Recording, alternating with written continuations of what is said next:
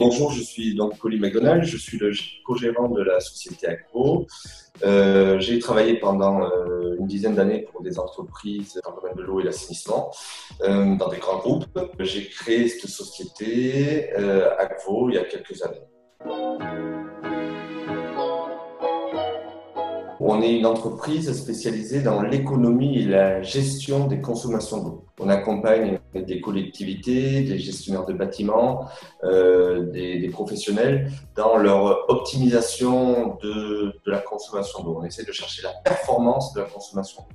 Et pour ça, on a développé tout un tas d'activités liées les unes aux autres, comme du diagnostic, de la mesure, de la recherche de fuite, de l'optimisation d'équipements sanitaires, de la gestion d'assainissement. On est transversal dans le domaine de l'eau, et tout ça pour chercher en fait la performance des consommations d'eau de nos clients.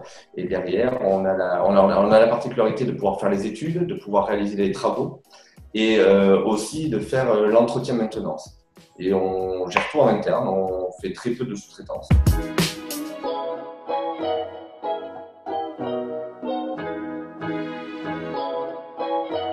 Donc, nous avons créé Agvo Paris il y a un peu plus d'un an et demi maintenant, mais qui fait suite en fait à une agence que nous avons montée il y a 12 ans à Bordeaux. Moi, je fais de l'humanitaire, je fais beaucoup d'humanitaire, je travaille dans l'eau depuis des années et j'ai conscience du problème de l'eau qu'il va y avoir dans les années à venir. Et donc, on a créé une entreprise qui essaie d'avoir du sens, en fait, essaie d'avoir du bon sens. En Gironde, là où on a commencé notre entreprise, il y a des problèmes de surexploitation des nappes phréatiques. Suite à ça, on nous a sollicité un peu sur la France entière, notamment Paris, assez régulièrement. Et voilà, de fil en aiguille, on a décidé de monter une agence, une entreprise à Paris. On a été contacté par l'aéroport d'Orly pour les aider dans leur gestion de consommation d'eau. Donc on est très heureux d'avoir été retenus et nous travaillons en ce moment pour l'aéroport d'Orly, qui est une superbe référence.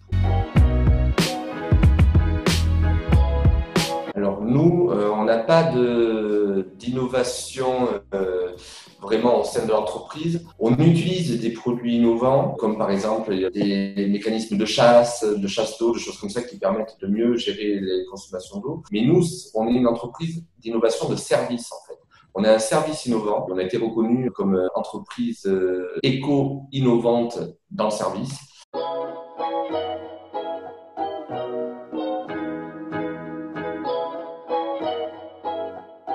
On a un objectif en fait, notamment sur Paris. On aimerait bien pouvoir entrer dans les équipes qui organisent les Jeux Olympiques. On pense qu'on a un service innovant, on a de très gros clients sur la France entière. On travaille avec des écoles sportives, des crêpes, des choses comme ça, où on les aide à mieux gérer l'eau.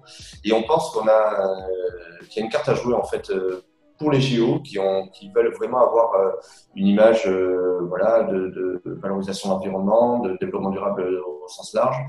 Nous, on est une activité qui rentre complètement là-dedans. On est à la fois, par notre activité même d'économie et gestion de l'eau, on vient optimiser et mieux gérer l'eau. Et on a aussi une vraie politique environnementale et sociale au sein de l'entreprise. Donc, on peut très bien... je pense qu'on répond très bien aux attentes des organisateurs des Jeux Olympiques. On essaie de se faire connaître. Nous, on est en recherche permanente de produits innovants dans l'économie d'eau. Alors, à la fois, ça a une grande place dans le choix de ce que l'on va proposer. On n'est pas des créateurs de produits innovants. On va utiliser des produits innovants. Donc, on essaie de se tenir au courant de tout ce qui sort en termes d'équipements spécifiques au niveau de l'eau, tout ce qui peut apporter